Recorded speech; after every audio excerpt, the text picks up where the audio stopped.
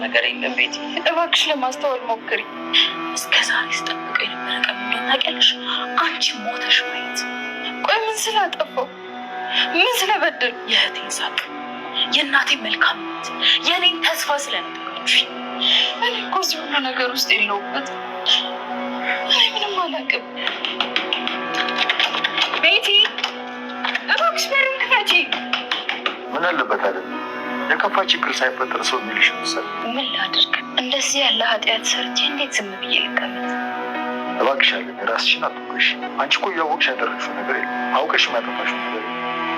አለማወቅ እኮ ኃጢአቴን አይቀንሰውም። ማወቅ ነበረብኝ። በህግ የተቀጣ ወንድሜን አይኔን ጨፍኜ ከማስወጣ ቀድሜ ማጣራት ነበረብኝ። በሰዓቱ እኮ ወንድምሽ ማዳም ብቻ ነው የታየሽ። በምን መንገድ ይህንን ነገር ማስተካከል እንዳለብኝ አላውቅም፣ ግን መስተካከል አለበት። ህልም አይችል ማለት ምን አይነት ህልም?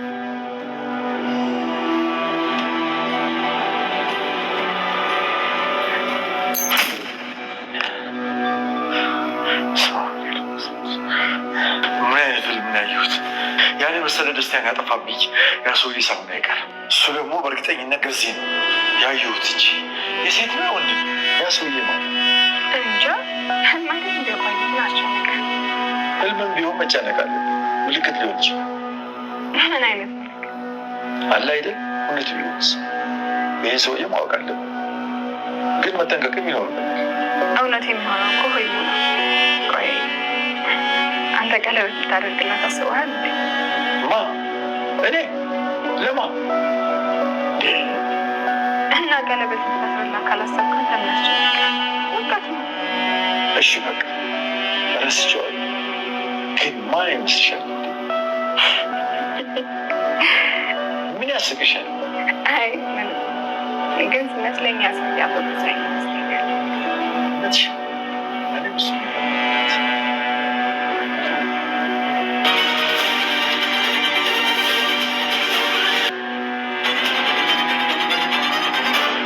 አባባ በስተመጨረሻም እንግዲህ ለአለምዬ ተንበርክኮ ቀለበት አድርጎላታል ማለት ነው። እጅግ በጣም ደስ የሚል ሁኔታ ነበረ። ግን ደግሞ ደስታችን ሳንጨርስ አባባ ቀለበት ሲያደርግላት እንደዚህ ተደስተው የነበሩት በህልሙ መሆኑን ስናቅ እጅግ በጣም ብዙዎቻችን እንደተበሳጭን ያው አቀናል ማለት ነው። ምክንያቱም እንግዲህ አባባ እጅግ በጣም ነው የተበሳጨው ማለት ነው። ምክንያቱም ደስቴን ያደፈረሰው ግለሰብ ማን ነው? ቀለበት ሳድርግ ቀለበቱ እንዲወርቅ ያደረገው በእርግጠኝነት የወንድ እጅ ነው። ሲቀጥል ደግሞ ራሱ አቶ ገዛኝ ነው በማለት እንግዲህ አስቧል። እጅግ በጣም ነበር ያሳሰበው ማለት ነው። በነገራችን ላይ አባባና አለምዬ እጅግ በጣም ደስተኞች ናቸው። ምክንያቱም አለምዬም እጅግ በጣም ትወደዋለች፣ አባባም እጅግ በጣም አለምዬ ከመጣች ጀምሮ እጅግ በጣም ደስተኛ ነበር ማለት ነው። እንግዲህ በባለፈው ፓርት ላይ እንዳየነው አለምዬ ሁሉን ነገር ወንድሟ ያደረገውን ድርጊት እንደሰማች ቀጥታ ወደ ቤቲ መሄድ አለብኝ፣ ቤቲን አግኝቻት ይቅርታ መጠየቅ አለብኝ ባለችው መሰረት ቀጥታ ወደ ቤቲ ቤት አምርታ ነበረ ማለት ነው። እና አባባም እንዲሁም ደግሞ ናቲ እጅግ በጣም ነበር የፈሩት። ምክንያቱም አለምዬ ምን ትሆናለች የሚለው ነገር እጅግ በጣም አሳስቧቸው ነበረ። ከዚህ በፊት እንግዲህ ቤቲ ስትዝት ነበረ፣ አለምዬን ካገኘዋት እገላታለሁ፣ እሷን በአካል እንደዚህ ማውራት አልፈልግም፣ እሷን መግደል ነው የምፈልገው፣ የኔንና የእህቴን ህይወት አጨልማለች፣ ሲቀጥል ደግሞ ከቤተሰብ ጋር እንዳልነጋገር ከእናቴ ጋር እንድለይ አድርጋኛለች ለ6 ዓመታት በማለት እንግዲህ የልጅነቴን ህይወቴን እየቀማችኝ እሷ ነች፣ ወንጀለኛን ወንድሟን አስፈትተዋለች በገንዘቧ በማለት እንግዲህ እሷም እንድትሰቃይ እሷም እንድትሞት ነው የምፈልገው ስትዝት የነበረችው ማለት ነው። አለምዬ ስለ ቤቲ በሰማች ወቅት እጅጉን በማዘን እንግዲህ ወደ ቤቷ አምርታ ነበረ። እንግዲህ ቤቲ ጋር ተፋጠዋል። ቤቲም እውነት ለመናገር እጅግ በጣም ነበር የተናገረቻት። ምክንያቱም አንቺ ህይወቴን በሙሉ በጥብጠሻል በማለት ተናግራታለች። ሲቀጥል ደግሞ አለምዬ በድዬሻለሁ፣ እኔ የማውቀው ነገር የለም ነበር፣ እባክሽን ቤቲ ይቅርታ አድርጊልኝ በማለት እንግዲህ ይቅርታ ጠይቃት ነበረ። ግን ደግሞ ቤቲ ይቅርታ ልታደርግላት አልቻለችም ማለት ነው። አንቺን እገልሻለሁ፣ ህይወቴን በጥብጠሻል ስትል ካስፈራራቻት በኋላ ግን ደግሞ ይህንን እድል እጅግ በጣም ስጠብቀው ነበር በነገራችን ላይ ማለት ነው። ቤቲ ብቻዋን አለምዬና እሷ ቸውን የሚፋጠጡበት ጊዜ እጅጉን በጣም ቤቲ ተጠብቀው ስለነበር በዚህ ሰዓት እንኳን መጣሽ እያለች እንግዲህ ስትዝት ነበረ። ግን ደግሞ የፈለገችውንና ያሰበችውን ነገር ለመፈጸም እጅጉን በጣም ነበረ የተንቀጠቀጠችው የፈራችው ማለት ነው። እና ያው ትሁትም እንደዚው በር እያንኳኳች ነበረ። እባክሽን ቤቲ ምንም ነገር እንዳታደርጊ በሩን ክፈችው እያለች በተደጋጋሚ በር እያንኳኳች ነበረ። ደግሞ ያው ቤቲ ይህን ነገር ማለት ነው ውስጧ ማድረግ ወይንም ደግሞ መወሰን ስላቃታት ሁሉን ነገር ትተው በር ከፍታ እንዲሁም ከቤት ወጥታ ሄዳለች ማለት ነው። በወቅቱ አለምዬ ደንግጣ ስለነበረ ከዚሁ ላይ ወድቃን ነበረ ማለት ነው። እንዲሁም ያው ናቲ ወደ ቤት በመምጣት ስለ እናቱ ደህንነት አይቷል። አለምዬም እንደዚሁ ወደ ቤቲ ነበር እየሄደችው ማለት ነው። የሆነ ነገር ገዝቼ የመጣው በማለት ወደ ቤቲ ሄዳ ነበር። ቤቲን ያው በጣም ስለተጎዳች እና ውስጧ በጣም እንትን ስላለ እሷን ለማጽናናት ወደ ቤቲ ነበር እየሄደችው። ቤቲን እንዳገኘቻት ቤቲ ራሱ እጅግ በጣም ያው በመጸጸትና ነገሮችን በመናገር አንቺ ብቻ ነሽ የተረዳሽኝ ትሁትዬ፣ እጅግ በጣም ነው የማመሰግነው፣ የውስጤን ሁሉን ነገር የተረዳሽኝ አንቺ ብቻ ነሽ በማለት እንግዲህ ትሁትን እቅፍ አድርጋታለች። ቤቲ አንቺ ጠንካራና ጀግና ሴት ነሽ በማለት መልሳለች። ይህን ነገር እኮ እጅግ በጣም ስጠብቀው ነበረ፣ እሷን የማገኝበት ብቻዬን እሷን የማገኝበት ጊዜ ስናፍቀው ነበረ። እሷን ለመጉዳት እኮ እጅግ በጣም ብዙ ነገሮችን ወስኜ ነበረ። አሁን ለምንድን ነው ወደኋላ የሆንኩትኝ? ለምንስ ያሰብኩትን ነገር አላደረግኩትም? በማለት እንግዲህ ተናግራ እጅግ በጣም ስትቆጭ ነበር። ይህን ነገር ባለማድረግሽ ደስተኛ መሆን መቻል አለብሽ። በቀል ለማንም አይበጅም፣ ምንም አይሰራልሽም። ደግሞ በእርግጠኝነት በደንብ እንክስሻለን፣ እባክሽን ተረጋጊ በማለት እንግዲህ ትሁትም ቤቲን ለማረጋጋት ትሞክራለች ማለት ነው። ከዚህ በላይ እንድትረጋጊ አሁን ቀጥታ ወደ ቤተሰቦችሽ እንድትሄጂ እፈልጋለሁኝ በማለት እንግዲህ ትሁትም ቤቲን ነግራታለች ማለት ነው። ማድረግ ያለብኝን ነገር ነበር የተውኩትኝ፣ የግድ ማድረግ ነበረብኝ ብላለች ማለት ነው። ሁሉም ነገር ለበጎ ነው። ይህ ነገር አንቺ ማድረግ የለብሽም። ከዚህ በላይ ደግሞ ህይወትሽን የግድ ማሰብ አለብሽ። እሷ የሆነ ነገር ደረሰባት ማለት ደግሞ አንቺ እስር ቤት ሁልጊዜ በሰበሽ ማለት ነው። ስለዚህ ቤቲ እባክሽን አንቺ ለእህትሽም መኖር አለብሽ፣ እህትሽን ማሳከም አለብሽ። እህትሽ በሁለት እግሮቿ መሄድ መራመድ መቻል አለባት በማለት እንግዲህ ቤቲን በማጽናናት ያው ትሁት እንትን ብላለች ማለት ነው። ከቤቲ ስትመለስ ትሁት ያው እናቴ አግኝቷት ነበረ። ምክንያቱም የት ነበርሽ በማለት እንግዲህ እናቴ ትሁትን ጠይቋታል ማለት ነው። ወጣ ብዬ ነበር፣ ስለዚህ ከቤቲ ጋር ነው የሄድሽው አይደለ በማለት እንግዲህ ሲያፋጥጣት አዎ እሷ ጋር ነበር የሄድኩትኝ በማለት አለምዬ ደህና ሆናለች በማለት ሲጠይቀው አዎ አባባ መጥቶ ወስዷታል በማለት እናቴ መልሷል ማለት ነው። እኔ በጣም እየራቅሽኝ እየመሰለኝ ነው ትሁት፣ እኔ በጣም ነው የምወድሽ የማፈቅርሽ፣ አንቺ ግን እየራቅሽኝ ነው። አዎ ትክክል ነሽ፣ እየሄድሽበት ያለበት መስመር በሙሉ ልክ ነሽ። ቤቲ እንደሆነ በጣም ብዙ ነገሮች ተበድላለች፣ ግን ደግሞ እናቴም በጣም ብዙ ስቃይ ደርሶባታል። ለ2 ዓመት ከ6 ወር በአንድ ክላስ ውስጥ በራሷ ቤት ራሷ ባፈራችው ንብረት በጣም ብዙ ስቃዮችን ደርሶባታል።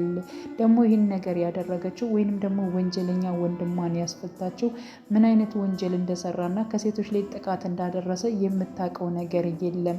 አሁን ስታውቅ ምን አይነት እንዳዘነችና እንዲሁም ደግሞ ተጸጽታ ቤቲን መታ ይቅርታ ልትላት እንደፈለገች አይተሻል በማለት እንግዲህ እያንዳንዱን ነገር ለማስረዳት እየሞከረ ይገኛል ማለት ነው። ናቲንም ማለት ነው ያው ትሁትም እኔ ምንም ነገር እያልኩት የለም፣ ግን ደግሞ እኔ ሁልጊዜም ቢሆን ከእውነት ጎን ነው የምቆመው። ቤቲ ተበድላለች፣ አለምዬም ሳታቅም ቢሆን ጥፋት አጥፍታለች። ወንጀለኛ ለምንድን ነው ብር ከፍላ ያስወጣቸው የሚለው ጥያቄም ስላለ ነው። ስለዚህ በእሷም መፍረድ አይቻልም በማለት እንግዲህ በሁለታቸው መካከል ተነጋ ተነጋግረዋል። ሲቀጥል ደግሞ የኔና ያንተን ነገር ምንም ነገር ችግር የለውም በማለት እንግዲህ እሷም ጠጋ በማለት እንግዲህ እናቴን ሳማ አድርጓለች ማለት ነው። እናቴም በቃ እሺ ችግር የለውም ነገሮቹ ይስተካከላል፣ እባክሽን አሁንም ደግሜ የምነግርሽ ነገር በእኔና በአንቺ መካከል ምንም አይነት ነገር መግባት የለበትም። አዎ ችግሮች እየተደራረቡብን ነው፣ ግን ደግሞ ያንን ነገር ወደ ጎን ማለት አለብን። ይህንና ያንቺ ሌላ ነው፣ ሌላው ጉዳይ ደግሞ ሌላ ጉዳያችን ነው በማለት እንግዲህ ለማስረዳት ሞክሯል። እሺ ብላለች ማለት ነው። ሌላው እንግዲህ የቤቲ እህት ህይወት ማለት ነው ለቤቢ ደውላለት ነበር፣ ለፍቅረኛዋ ደውላለት ነበረ ማለት ነው። በደወለችበት ሰዓት እጅጉን በጣም ነው የናፈቅሽኝ፣ እኔ ያለ አንቺ መኖር አልችልም፣ እባክሽን ነይ በማለት እንግዲህ ጠይቋት ነበረ። እሺ እመጣለሁኝ በማለት እወድሻለሁ፣ አፈቅርሻለሁኝ እያለ ሲናገራት ነበር። እሺ በማለት ብቻ ነው መልሷን እየመለሰች ያለችው። ግን ደግሞ እሱ ራሱ ማን ነው ይህን ቃል የተናገራት? ምክንያቱም ሽባ ብሎ የተናገራት እንግዲህ የራሱ እናት ነው ያን ቃል የተናገረቻት ማለት ነው። ግን እሱ ደግሞ ማን ይናገራት? ማንም ለጊዜው ያወቀው ነገር የለም ማለት ነው። ስለዚህ ቤቴ ራሱ ደወለች ወይ ህይወት በማለት እንግዲህ ጠይቀው ነበረ። እንደደወለችለትና ሰላም እንዳለችው ነው እንግዲህ እንትን ያለችው። ግን ደግሞ እንደ ሁልጊዜው አይደለችም። እኔን ራሱ ተቀይማኛለሽ። በምን ትቀይመኝ? ምን አጥፍቼ ይሁን አላቅም፣ ከኔ ላይ ተቀይራብኛለሽ በማለት እንግዲህ ያው ራሱ ቤቢ ለቤቲ ነግሯታል ማለት ነው። ቤቲ ደግሞ እባክህን እሷ በአንተ ብቻ ነው የምትደሰተው፣ ስለዚህ በአንተ ምክንያት የሆነ ነገር እንዳትቀየም በጣም ነው የምፈራው በማለት እንግዲህ ቤቲም ተናግራለች። አሁን ላይ ደግሞ የሕክምናዋ ጊዜም እየደረሰ ነው፣ ወደዚህ መምጣት አለባት፣ መታከም አለባት ብላለች ማለት ነው። እና እሱም ደግሞ በተቻለው መጠን ማድረግ ያለበትን ነገር ማድረግ እንደሚፈልግ እንግዲህ ደግሞም ደጋግሞም ለቤቲ እየነገራት ነው። ምክንያቱም እኔ እሷ አሁን ላይ ስለታከመች ወይንም ደግሞ ቁማ ስለምትሄድ አይደለም፣ ከመጀመሪያውም ጀምሬ በጣም እወዳታለሁ፣ አፈቅራታለሁኝ በማለት እንግዲህ እንትን ብሏል። ሲቀጥል ደግሞ የቤቢ እናት ደግማ ደጋግማ እየደወለችለት እና ምግብ ብላ እያለች እንግዲህ የደወለችለት ነበረ። እሱ ግን ምግብ አልበላም በማለት እንግዲህ ባለበት ቦታ ደስተኛ እንደሆነ እናቱ እየተናገረ ይገኛል። በስተመጨረሻም ይህን ነገር ወይንም ደግሞ ህይወትን ያስቀየመቻት መጥፎ ቃላቶች እየተናገረች የእሱ እናት መሆኑን ሲሰማ ማለት ነው ምን አይነት ውሳኔ እንደሚወስን ከእናቱ ጋር የሚጣላ ነው የሚሆኑ። በነገራችን ላይ እንደዚያ ብላ እንኳን ስትነግራት አንቺን ለልጄ አትመጥኝም፣ መራመጅ እንኳን አትችይም፣ ስለዚህ አንቺን የሚያንከራትትበት ምንም አይነት ዕዳ የለበትም። ልጄን ያስተማርኩት ያሳደግኩት አንቺን እንዲያነሳ እንዲንከባከብ አይደለም፣ ደህና ህይወት እንዲኖር ነው። ስለዚህ እባክሽን ከልጄ ራቂልኝ፣ እኔ ሽባ ለልጄ አልመኝለትም የሚል ቃል ነበረ እንግዲህ ለህይወት የተናገረቻት ማለት ነው። ህይወት ደግሞ በወቅቱ ምንም አይነት መልስ አልመለሰችላትም። እሺ ማዘር ነው ያለቻት ማለት ነው። እና በክብር ነው የመለሰችላት። ስለዚህ እሷ ዝምታዋን መርጣለች። ያንተ እናት እንደዚህ ብላኝ ነው፣ እንደዚህ ተናግራኝ ነው፣ እንደዚህ መጥፎ ነገር ሆናብኝ ነው አላለችውም ማለት ነው። ጠበል ሂጃለሁ በማለት እንግዲህ ከልጄ ራቂ ስላለቻት ብቻ ጠበል ሂጃለሁ በማለት እንግዲህ አሁን ላይ ህይወት ከሱ ከልጇ እንትን ላይ ማለት ነው ራቅ ብላ ትገኛለች ማለት ነው። ግን ደግሞ ቤቲ እህቷ በዚህ ምክንያት እንዳኮረፈች ቅር እንዳላት እስካሁን ያወቀችው ምንም አይነት ነገር የለም ማለት ነው። ሌላው እንግዲህ አባባ ባየው ህልም እጅግ በጣም እንትን ብሏል፣ ደንግጧል። አሁን ላይ ህልሙ እንግዲህ እውነት ሆኖ እያየው ይገኛል ማለት ነው። ምክንያቱም አቶ ገዛኝ እንግዲህ ያው ተነስቶበታል ማለት ይችላል። አንዳንድ ሰው የጣለውን ነገር ማለት ነው ሌላ ሰው ሲያነሳበት አይወድም እንደሚባለው አሁን ላይ እንግዲህ አባባ አለምዬን ለማግባት እጅግ በጣም ፍላጎት አለው፣ አብሮ የመኖር ፍላጎት አለው። ሲቀጥል ደግሞ አብረው እየኖሩ ነው ማለት ይቻላል በደስታ። አባባ ብቻውን ነበረ። አሁን ላይ እናቴም እንዲሁም አለምዬም እንዲሁም ትሁትም ማለት ነው የአባባ ቤት አንድ ላይ ሲሆን እጅግ በጣም በደስታ የተሞላ ቤት ነው። ከብቸኝነት ወደ ቤተሰብነት መጥቷል ማለት ነው። እና ይህንን ደስታ ደግሞ አሁን ላይ አቶ ገዛኝ መንጠቅ ይፈልጋል ማለት ነው። ስለዚህ ይህ ደስታ ላንተ አይገባህም፣ የኔ ደስታ ነው በማለት መሰለኝ እንግዲህ አቶ ገዛኝ አባባን እየተከታተለው ይገኛል። በስተመጨረሻም እንግዲህ አባባ ከትሁት ጋር አውርቶ ከቤት በወጣበት ታይም ላይ አቶ ገዛኝ እንግዲህ ከጀርባው እየተከታተለው ነው። ምን ሊያደርስበት ይችላል፣ ምን ሊፈጠር ይችላል የሚለውን እንግዲህ ቀጣይ ማለት ነው አብረን የምናየው ይሆናል ብዬ አስባለሁ። ውድ ቻናሌ ተከታታዮቼ ቤተሰቦቼ በያላችሁበት ሰላማችሁ ይብዛልኝ። ለቤቴ አዲስ የሆናችሁ የደውል ምልክቱን በመጫን ቤተሰብ የሆኑ ነባር ቤተሰቦችም ስለምታበረታቱኝ አብራችሁ ስላላችሁ እጅግ በጣም አመሰግናለሁ። መልካም ጊዜን ተመኘውላችሁ።